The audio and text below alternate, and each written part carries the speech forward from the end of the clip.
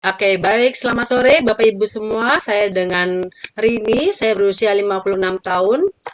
Eh, awal saya eh, Awalnya saya melakukan medical check up ya pada waktu itu tahun 2012 dan hasilnya dokter mengatakan bahwa saya untuk fokus ke area payudara saya gitu ya. Nah, atas saran dokter waktu itu, kemudian saya pergi ke rumah sakit di Cipto khusus untuk breast cancer untuk screening dengan menggunakan USG dan mamografi. Hasilnya pada saat itu diinformasikan bahwa ada benjolan atau tumor di area payudara saya, gitu ya. Ini ada fotonya. Jadi apa namanya ada benjolan di payudara kanan saya dan dokter waktu itu mengatakan ada dua pilihan, diangkat atau dicek setiap 6 bulan sekali gitu. Reaksi pertama waktu saya dikatakan ada benjolan gitu ya, ada tumor, di mobil saya menangis gitu ya, sedih, takut karena terbayang sahabat kami pemimpin kesan di Bintaro gitu ya dan jemaat di MDC juga mengalami tumor di payudara dalam waktu cepat sekitar 3 bulan berubah menjadi kanker payudara dan kami teman-teman dari Ceger waktu itu yang mendampingi prosesnya dari awal membawa teman kami ini berobat ke Yayasan Kanker Indonesia sampai kemudian pengobatan ke Cipto gitu ya. Dan dalam waktu singkat kami harus kehilangan sahabat kami gitu. Nah, mengingat pengalaman itulah ketakutan menguasai saya. Jadi begitu saya mendengar bahwa dikatakan saya mengalami benjolan atau ada tumor ya, dianggapnya katanya kalau ada benjolan atau benda keras di dalam payudara itu bisa dinamakan tumor gitu. Jadi itu ketakutan gitu ya. Jadi sepanjang pulang dari rumah sakit itu saya hanya menangis membayangkan banyak hal gitu ya. Takut kalau waktu saya nggak lama lagi bagaimana anak-anak saya gitu. Bahkan dengan sombongnya saya bertanya terus gitu sama Tuhan, kenapa sih Tuhan gitu ya? Salah saya apa gitu? Apa namanya? Kemudian saya sudah melayani Tuhan gitu ya. Saya rajin berdoa, kenapa ini terjadi sama saya gitu. Wah, pokoknya hati dan pikiran saya tuh nggak karuan saat itu gitu ya. Padahal banyak banget salah saya gitu ya. Dengan bertanya sama Tuhan aja sebenarnya saya udah sombong gitu ya, udah kesombongan. Jadi ya itulah diri saya gitu.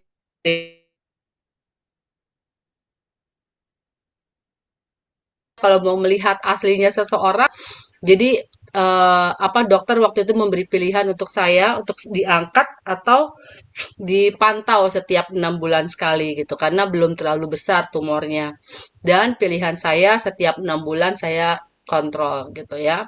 Kemudian saya juga coba second opinion ke rumah sakit lain. Waktu itu saya ke Siloam juga gitu ya saya ke Yayasan Kanker juga, saya ke Siloam juga gitu. Untuk melakukan pengecekan rutin setiap 6 bulan sekali. Ini ada fotonya gitu. Saya ingat saya kalau nggak salah waktu itu saya ditemenin Cilani ya, cepet ya Cilani ya, gitu. Untuk apa ke dokter gitu menanyakan. Waktu itu di Siloam pun dokter menyuruh saya segera operasi gitu, karena dilihat bentuknya tidak beraturan. Tapi karena banyak pertimbangan, karena saya pikir, aduh anak saya masih kuliah, jadi saya pikir nggak usah deh, nanti aja deh gitu. Jadi saya nggak lanjutkan apa namanya untuk operasi, tapi setiap 6 bulan saya rutin kontrol gitu untuk ngecek. Nah, tahun 2023 kakak perempuan saya mengatakan sepertinya ada benjolan di payudara kanan gitu kan. Dan posisinya persis seperti yang saya punya gitu ya. Jadi saya ajaklah kakak saya ini ke Yayasan Kanker Indonesia gitu. Jadi hasilnya kami berdua dirujuk ke rumah sakit untuk pemeriksaan lebih lanjut. Kakak saya dirujuk ke Rumah Sakit Hermina Kemayoran dan saya dirujuk ke Rumah Sakit Darmais untuk di MRI. Ini ada fotonya waktu itu. Nah, saat itulah saya minta doa kepada tim SPOS agar berdoa untuk saya gitu, agar Tuhan kasih yang terbaik. Karena mendapat kabar bahwa biaya pengobatan ini mahal dan panjang ya prosesnya, jadi saya mencoba untuk memakai jalur BPJS. Seperti saran dari Yayasan Kanker Indonesia waktu itu ya. Kakak saya dalam waktu 1 bulan sudah dioperasi dan diangkat payudaranya. Tapi saya heran karena proses saya dari MRI sampai konsul dokter di Rumah Sakit Darmais itu sampai 3 bulan karena terkendala puasa dan Lebaran. Jadi Sungguh waktu-waktu yang nggak nyaman waktu itu selama 3 bulan itu karena hasil MRI menunjukkan saya harus operasi gitu. Jadi saya teringat kalau saya punya asuransi, jadi saya coba ke rumah sakit Darmais yang swasta dan menanyakan ke dokter yang sama yang menangani saya melalui BPJS di Darmais. Selesai konsultasi, ditetapkanlah waktu itu dan biaya jumlah operasinya, nilai operasinya gitu ya.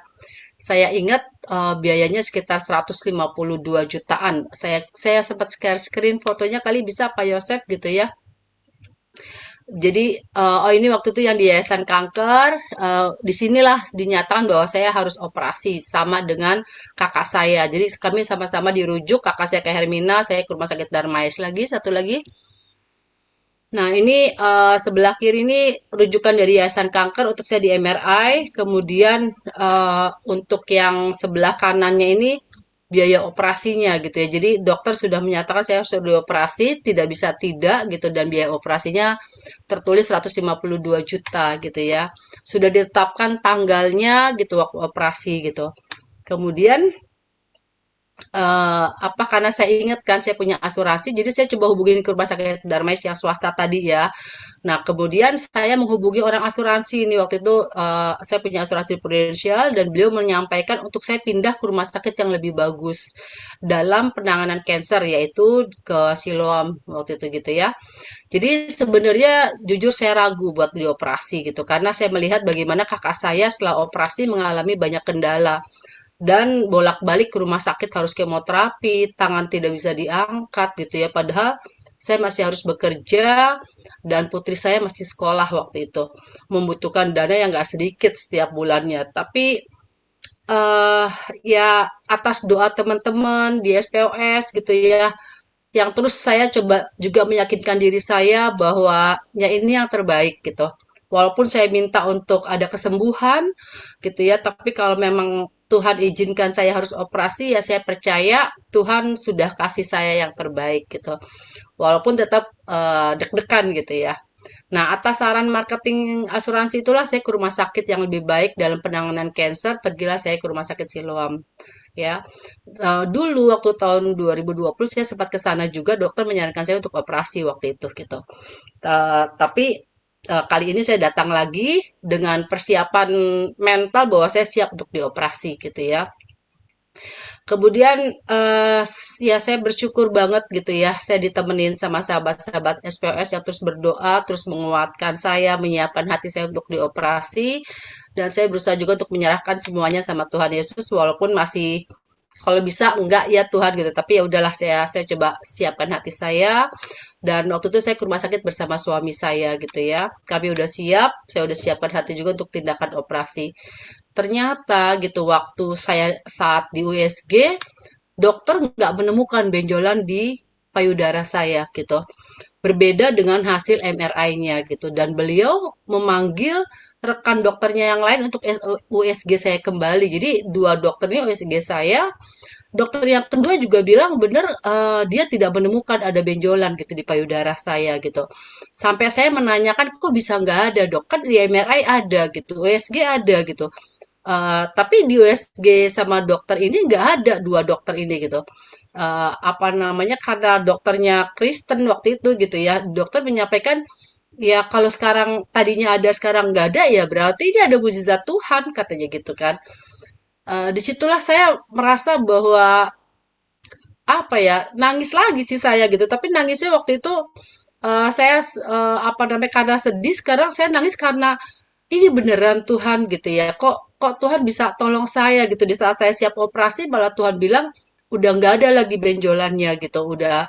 Jadi katanya waktu itu dokter bilang ya udah karena benjolan saya udah nggak ada, jadi dokternya bilang deh setiap 6 bulan kontrol aja supaya kalau misalnya terjadi sesuatu bisa cepat teratasi gitu. Jadi saya ingat banget gitu ya, ada firman yang selalu menguatkan saya gitu pada saat saya mengalami eh, apa namanya pergumulan gitu ya.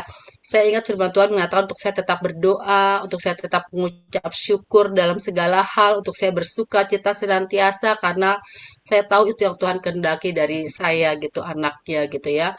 Jadi ya firman ini selalu menguatkan saya, menjadi rema buat saya gitu, untuk saya bisa bersyukur dalam segala hal, walaupun saya tahu nggak mudah gitu ya. Untuk bisa bersyukur itu buat saya udah jatuh bangun gitu.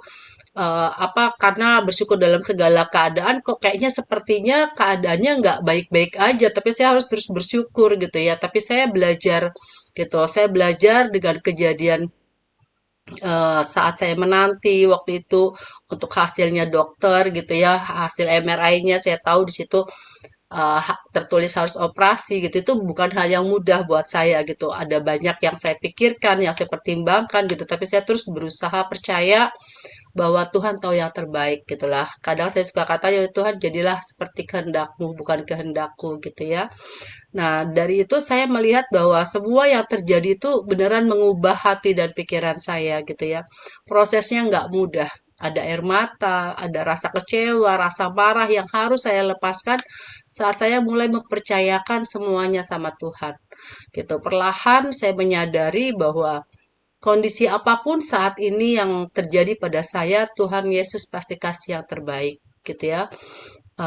Makanya kemarin begitu Cilani minta saya untuk kesaksian setelah tahun 2023, ya saya nggak pernah ngecek lagi begitu dinyatakan saya tidak ada benjolan, tapi karena kemarin Cilani minta saya kesaksian, saya coba ke dokter datang lagi nih ke rumah sakit untuk pengecekan USG dan mamografi gitu ya. Karena waktu itu dikatakan harus rutin gitu. Nah, hasilnya Kamis kemarin saya terima, dokter bilang gitu, oh ini ada masa, kata ada benda padat di payudara kanan saya, kata gitu. Setelah dicek melalui USG, dokter menyatakan bahwa dia bilang ini ada masa, kamu harus cek setiap 6 bulan sekali gitu. Saya bingung gitu kan ya, lah kok waktu itu dokter yang lalu itu mengatakan nggak ada gitu. Dua dokter periksa nggak ada. Ternyata kok sekarang ada lagi masanya. Tapi dokter yang ini coba melakukan pemeriksaan detail, dia bilang ya coba nanti setiap 6 bulan cek lagi aja Bu, kata gitu.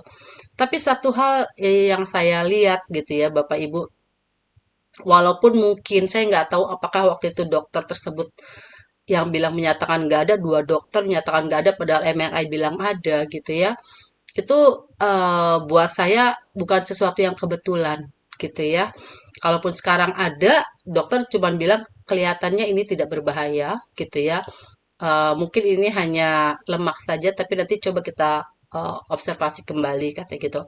Jadi saat ini gitu saya melihat bahwa apapun saya tetap mengucap syukur ya. Tahun 2023 dokter menyatakan udah bersih, benjolan saya nggak ada, saya mengucap syukur karena saat itu saya benar-benar ketakutan untuk operasi walaupun saya udah siapkan hati gitu ya. Tapi ternyata Tuhan kasih mukjizat gitu. Beneran nggak ada, sampai dua dokter ngecek juga nggak ada, padahal hasil MRI-nya ada gitu. Dan kalau selama 3 tahun saya pikir saya nggak ngalamin sesuatu, kemarin saya cek lagi, kalaupun katanya ada masa, tapi menurut dokter ini juga bukan sesuatu yang sepertinya berbahaya gitu ya. Jadi saya bersyukur gitu ya, saya bersyukur bahwa apapun yang terjadi, saya tetap percaya bahwa Tuhan kasih saya yang terbaik. Jadi buat Bapak Ibu yang saat ini gitu ya sedang mengalami berjuang gitu seperti saya waktu itu, saya ngalamin bagaimana saya dilema, saya ketakutan gitu. Tapi saya terus percaya bahwa Tuhan nggak pernah ninggalin saya gitu.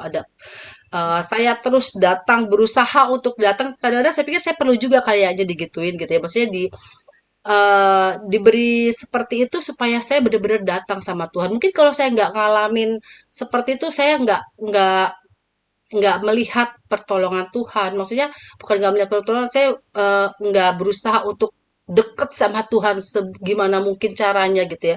Saya berusaha untuk menyerahkan hidup saya sama Tuhan. Saya coba belajar untuk melepaskan segala macam pergumulan saya gitu, kemarahan yang saya punya gitu, atau misalnya kesedihan saya gitu.